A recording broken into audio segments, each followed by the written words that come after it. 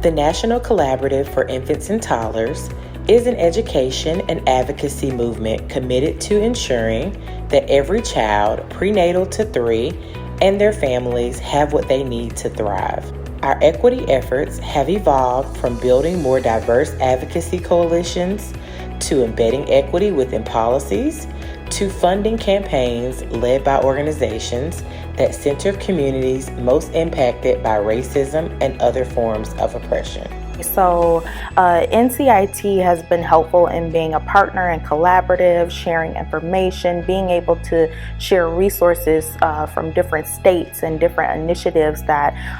we can work into